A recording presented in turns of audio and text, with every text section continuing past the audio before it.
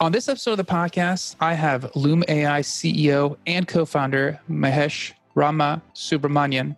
He has an expert background on building avatars. He actually worked for DreamWorks for quite a number of years in terms of developing avatars and visual effects for a lot of the movies you've seen. And now he's a co-founder and CEO of Loom, and he's bringing that to life. Mahesh, thank you for being on. Excited to be here, Amir. Thanks for having me.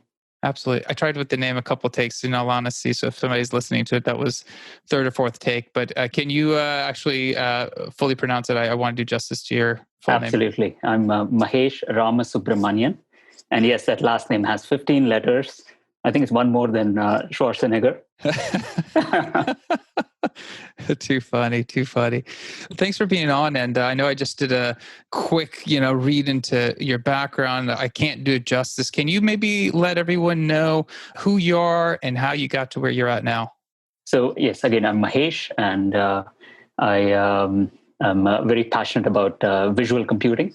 I've studied masters in computer graphics at Cornell University. And then I worked for 15 years at DreamWorks Animation, where I was a visual effects supervisor for a few of their recent movies like Madagascar 3, Home, Boss Baby. Had a lot of fun doing that, and my kids loved it. And then I decided to get into consumer devices and getting into the enterprise space, and we started Loom.ai. Awesome. I guess when you look back at the transition, now that you're bringing some of that work to the consumer enterprise space, what's, I guess, your mindset of creating for consumer movies to now creating your own platform? Is the technology still underneath for you as comfortable? Has it taken you some time to kind of, view the technology differently and how you're applying it to Loom? Yes, absolutely. So, at DreamWorks Animation, we create these amazing movies. And you're telling stories, and central to these stories are the characters. You have these digital characters that are often driven or based on real people. So even if Shrek doesn't necessarily look like Mike Myers, a lot of his personality comes through from Mike Myers. So building these characters was amazing for the big screen, but the audience there is a passive consumer. They're sitting back and watching the screen, and what we've been seeing is that the audience is becoming more of active participants. So they want to interact in these different digital mediums. And central to that is being able to have a digital avatar for people. Once you have a digital avatar that you can create, customize, and interact with, suddenly there are lots more possibilities that open up. So one of the big challenges for us in starting this company was, how do you take a lot of the manual and very expensive steps where you had a server farm running and building characters? How do you take that technology and that know-how and bring it to the enterprise and consumer space where things have to be automatic? It has to work across much bigger scale and in quick time. And the answer to that is AI. So that's the big change that's happened. And we caught that trend where we could see that we could use AI to replace some of these manual steps. And that's what we've done. So we basically built a 3D avatar platform that makes it easy to create your avatars, customize your avatars, and then be able to deploy it into video, voice, and 3D applications. That's what Loom.ai does right now. So if anyone's listening to the podcast, we're recording the video as well. So you'll see clips of this. You'll see it on YouTube. And Mahesh was kind enough to use the avatar for the product. And it's really cool because I'm looking at it, it's so lifelike, and the gesturing is just so real to me. I guess one question kind of tying what you did at your previous job at DreamWorks and now. So obviously I've only heard about how expensive these movies are. Looking at Shrek to Boss Baby, the technology has shifted. As you saw that technology shift the power, and now you're bringing in AI, what's been your view of just that transformation from Shrek 2001, where it's really modern looking, it's nice, but then Boss Baby looks so lifelike, to now what you're doing with Loom.ai? It's interesting how, even though I worked for 15 years and across a wide range of movies at DreamWorks, each frame approximately took 10 hours on average. Whether it was, 15 years back or 20 years back on Shrek or the most recent movie. So what that implies is the time to render tends to stay very, very high for one frame. And that's because that's not what you're optimizing for.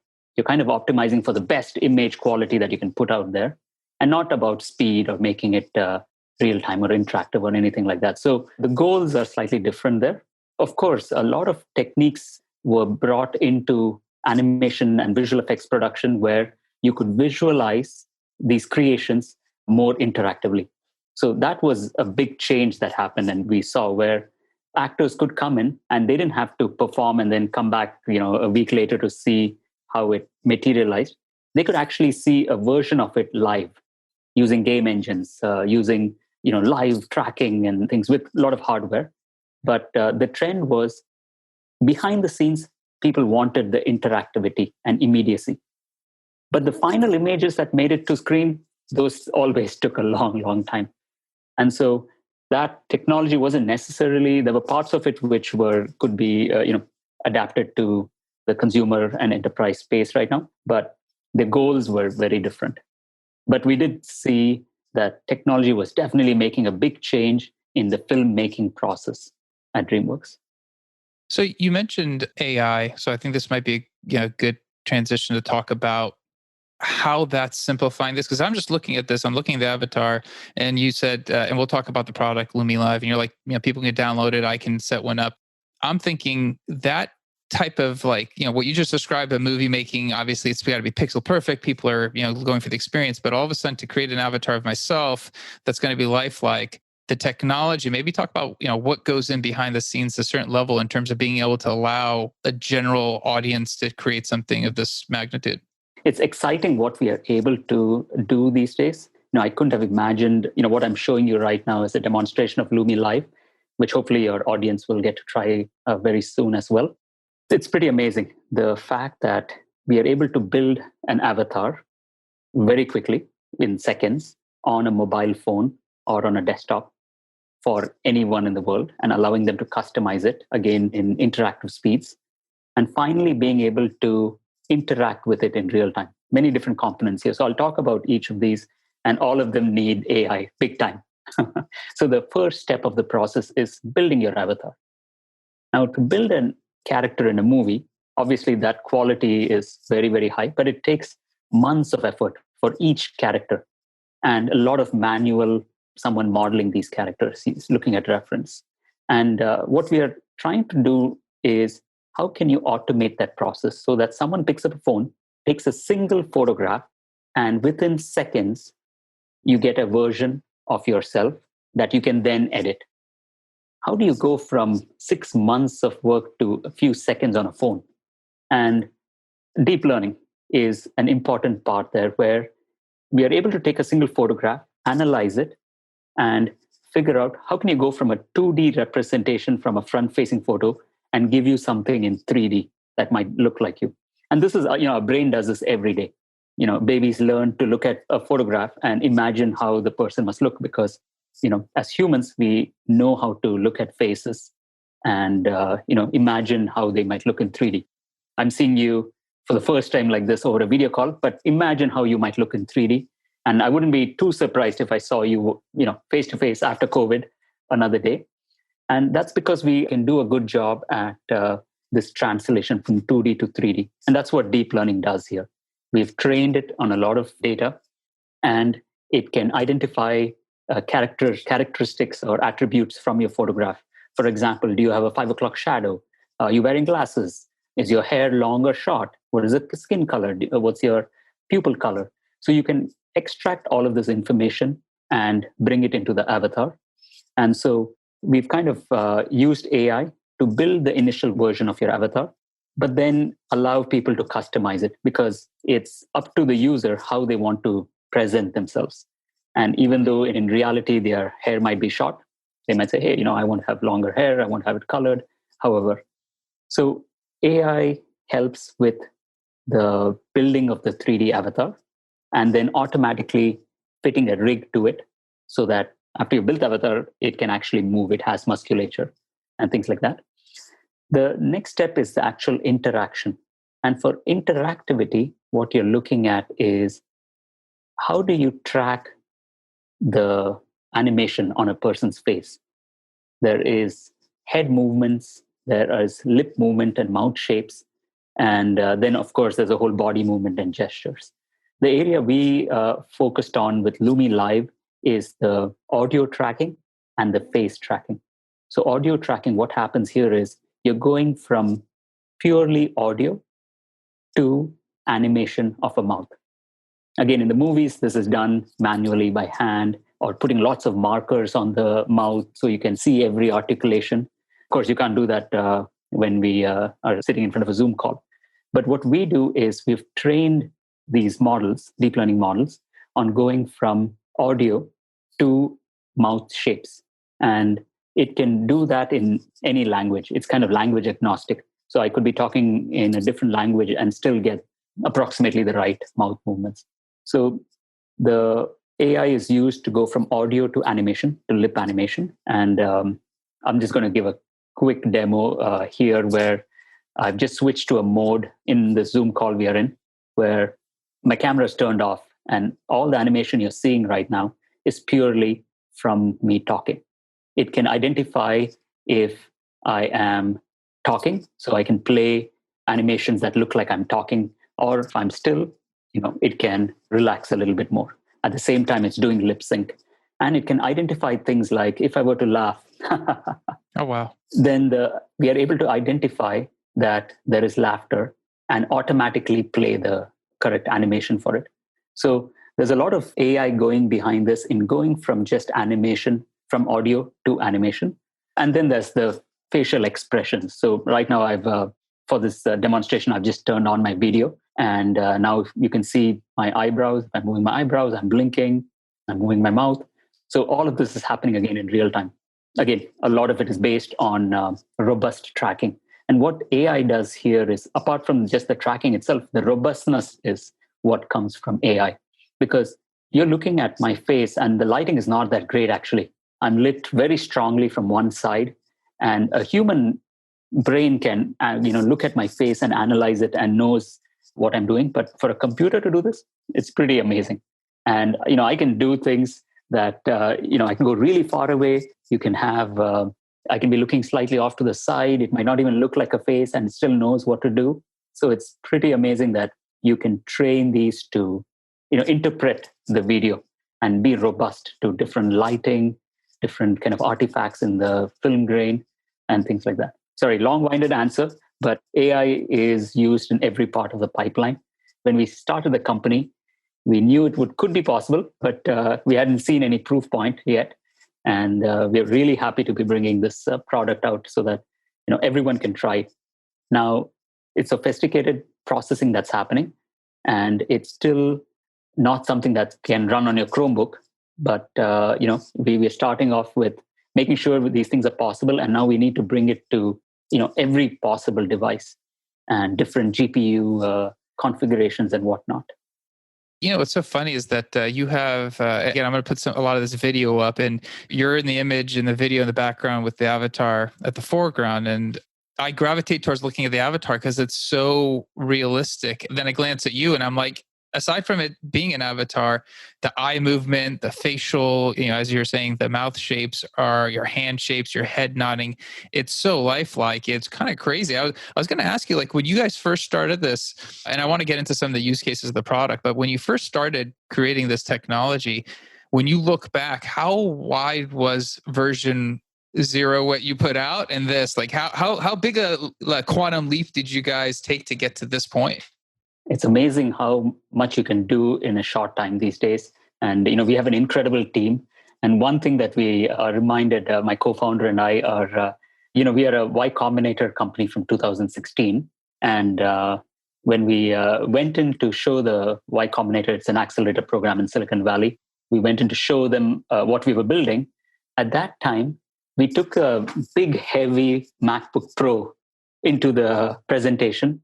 And it took 7 minutes to go from a single photograph to the 3D avatar.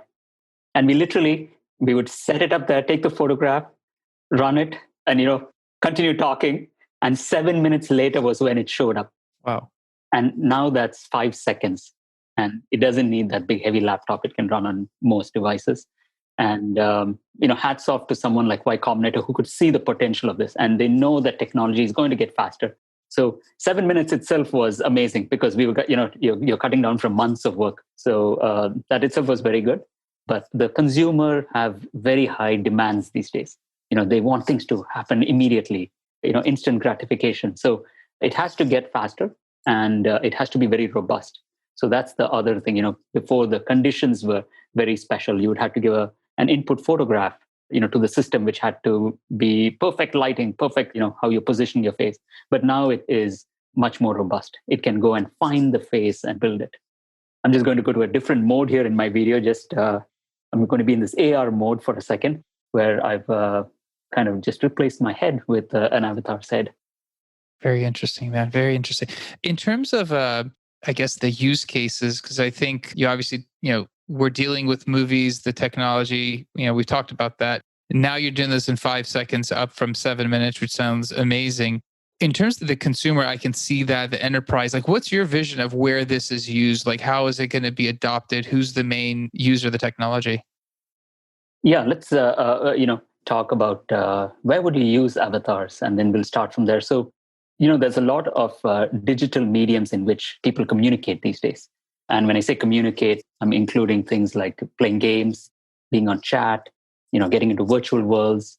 And in all of these mediums, it would benefit to have a personalized 3D avatar, so that if you're chatting with someone on text, you should be able to have your emojis look like yourself, not just a yellow generic face, but bring some personalization to even chat. Your digital persona, it could be on LinkedIn, it could be on your company web pages, in school, university web pages. It's often that people don't actually upload their photographs. They want to not necessarily, for the privacy, they don't necessarily want to put out their photo everywhere. And an avatar makes it easier for them to present themselves. And that brings up this topic of privacy. So an avatar can be used, in video calls for more privacy. You have something like Zoom, where you have Zoom backgrounds, where you can kind of cover your background. But this is the first time you can actually replace yourself with an avatar representation. So it helps with privacy and equity, because it's often that you don't want to necessarily judge people coming in based on how their rooms are looking or how they're dressed.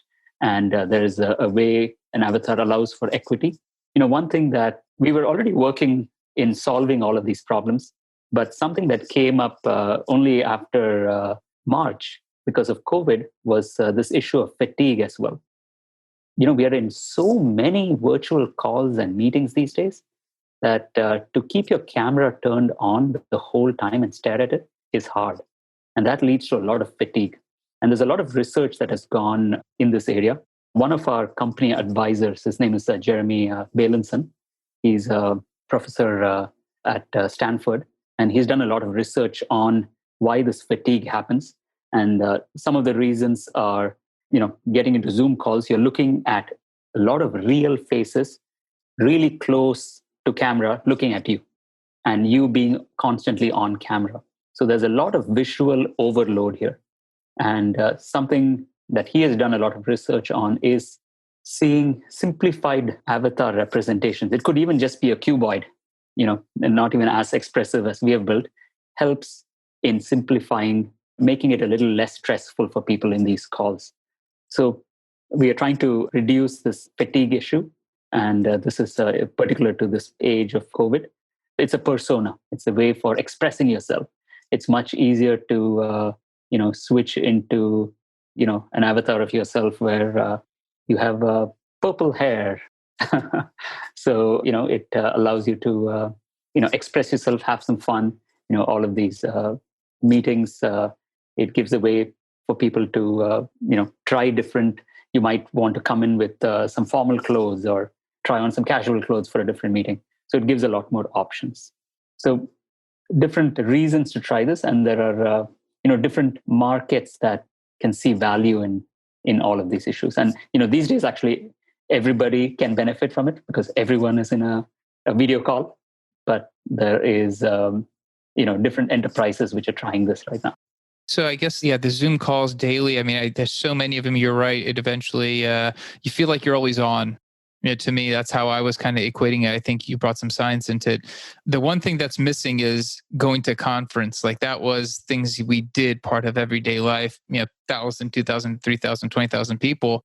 How do you envision this helping with that side of the house in terms of replacing conferences, giving somebody the feeling that we're next to each other? Obviously can't be on a Zoom meeting with 50,000 people. So virtual worlds will need some 3D representation of people. And so that was actually when we started the company, VR was very hot and something people thought it would take off much sooner. It's taking longer, but the aspect of being in virtual reality needs people to be in 3D. So what we are building hopefully will allow many of these virtual worlds to bring in avatars like what we're building into those scenes. And again, it has the similar, challenges of building your avatar and having a version that can be animated so that you can actually feel presence in these sessions. And so in conferences, there are, all three different use cases that we've talked about kind of apply. We've seen cases where, there was a conference where they wanted every person who came to the conference to be able to have a digital persona that they could use in the in the website and pages that they go to. So the conferences have contacted us and had the ability for every person attending a conference virtually to have a avatar as their profile image. Even that kind of helps, kind of make everything more consistent. Everyone can be present. And then we've had many people who are presenting or listening use products like LoomieLive so that they can be on the video call, but as their avatar. And finally, there is the virtual worlds where if you're actually meeting in 3D, you can export these avatars out in a 3D format and bring them to those meetings. Very cool. I mean, it changes the dimension of some of those avatars you see for gameplay that are a little bit less lifelike, a little bit less generic. And when you export them in terms of the interactivity, does that change much, or is there similar levels of interactivity that the avatar still has? Different types of interactivity, because in a video call you're sitting in front of a microphone and a camera, so you've got different ways of tracking yourself. In a virtual world, there might be other ways you can do it. You might not be sitting in front of a camera, so now you use audio tracking, which we have. And then you might have, if you're in actual VR, then you can be tracking people by the headsets that they're wearing or things that they're carrying in their hands. So different tracking modes for presence that can be used. Fascinating. Do you see any, I guess just something popped in my head was like the mental health care aspect of it, people who are, don't like to interact live. I mean, are you seeing use cases or do you envision use cases for maybe mental health care or that side of the field? We've had interest from quite a lot of different areas. And, telemedicine is one of those areas where there is a lot of interest. We are not trying to substitute all video or audio with avatars. We are kind of offering it as a third way of being present. We hope that in the future, everywhere where you have a way to have an audio call or a video call, you're given the option of an avatar call. And there are good reasons to be in any of those three. And the avatar call has its advantages. And we've seen in telemedicine, people, companies showing interest in, again, keep it private. But if you go completely audio, then you have no visual presence. There's also the aspect of being able to show some kinds of visuals of how you look. You might choose to, again, make your body proportions or your face look more like you are. So there are interactions that can happen. We've heard about this, for even the mental health care, there has been interest. And we've heard of scenarios where some people who don't like to be in big groups, even without this COVID situation, they actually want to meet over video calls. And even there, they don't necessarily want to, turn on their video. So this is an option. What's interesting is, and that, I mean, I think all those cases seem like they would really benefit. And something as simple as Google Meet, where it's simple to hit the icon, add the Google Meet to your calendar if it's more than 2-3 people. And, we do it a lot. I jump on and all of a sudden nobody has their video on. You turn your video off. There's 3 or 4 squares with, initials on it. And it feels like it's not much different than if you were sitting around a telephone with the conference call. And I was just thinking it'd be so much easier just to interact with people if these avatars popped up. It would allow so much more context, even though, everyone doesn't always have to want to visually show their face. I had a call where I could sense the guy had a kid somewhere and there's a little business, and I'm sure he didn't want a hand come into the video and the avatar. I was going to ask you about that in terms of like, let's say there's outside, a child coming into play or outside. Is the avatar actually eliminate with that with the technology to make sure that doesn't come into play when someone's in front of it? Like you can see, the fact that we are only rendering out an avatar means no one else is going to pop in. Eliminates it. Yeah, it completely eliminates it. Now, the audio of the person walking in might interfere with your audio. So we encourage people wearing a headset, like we both are in calls, so that your voice is the most prominent. So that's not an area we are actually tackling in audio interference. But no, definitely for privacy. We were covered in a New York Times article where they were talking about the new remote workplace, and all the images they used in that article were people having calls sitting in their bedrooms, in their kitchens. And of course there's going to be activity going on, and that's the reality of how it is. This it definitely will help. Even before COVID, half our company was remote all over the world, and now of course everybody's remote. And we meet every day with our team, and we have a call of about 20 people in there, and everybody uses our product. And it's really nice to see that this is much better than just audio. Rather than us walk in and then see a sea of black screens or just initials, you now have a visual, and you start associating people with, oh, I know, hey, that's Mahesh. That's how he comes in. And there is some visual feedback. There's a lot of these body language things which are very important. Are you nodding? Do you want to use a reaction? In LoomieLive, we have all these reactions where you can clap, or you can say, hey, let's celebrate. So these are very important visual cues you can add. So audio is great because it's maximum privacy. But what we are saying is, let's take the privacy of audio and add the visual presence of avatars. So that's the benefit of bringing avatars into this scenario. And it would be a dream for us to have the option that easily available in these video conferencing applications, where literally right now in all of these applications, you have a video and audio, and we just literally want to see the avatar button right next to it. And we are testing it out ourselves every day in our meetings. So we are very active critiques of our own work and how can we do things better. And there are different things, we try. Even if you want to have your status be shown, we're looking at ways of, if I'm sitting in front of the camera and if I walk away, we can identify that's happening, and the avatar can actually get up and walk away. So that's going to be available in the product very soon. So you want to be very true to the person who's listening. You're not hiding behind an avatar completely. It is just a representation for you. And people can, trust the avatar that, hey, that's you, and you are responding. And there's a way for you to react and give notifications. Brilliant. So I guess just one question talking about the product. In terms of, let's say somebody's, really interested in the actual usage of putting it on a device, is it just a download picture? Can you walk us through how you actually set it up, maybe just high level, just some context of it? So it's 3 steps. One step is we have a mobile app on iOS and Android. It's called the Loomie Avatar app. You download that, you build your avatar. Second step, we have a desktop application called LoomieLive, which you download and install and you run. It runs as a companion to any video conferencing app. And now your avatar shows up in LoomieLive.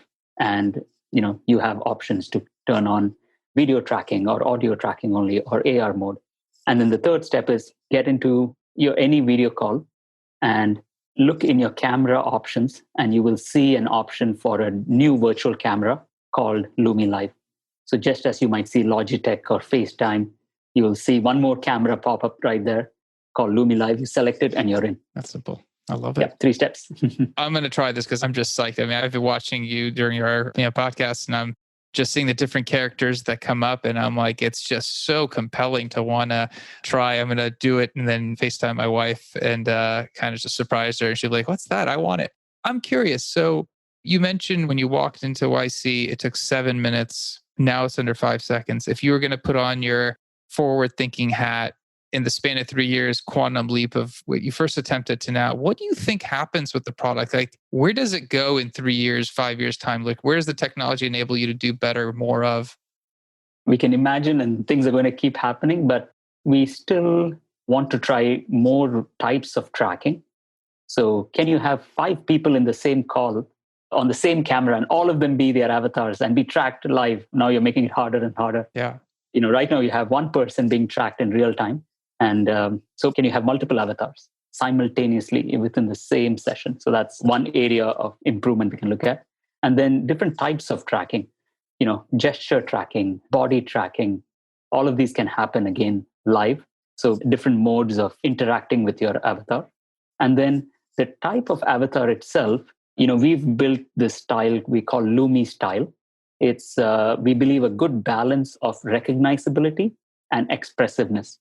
If you go completely hyper realistic, you might enter into this uncanny valley that some of your audience might have heard of, where if it looks very real, then you expect it to move completely real, and if it doesn't, you're going to be thrown off, and you're not going to like it.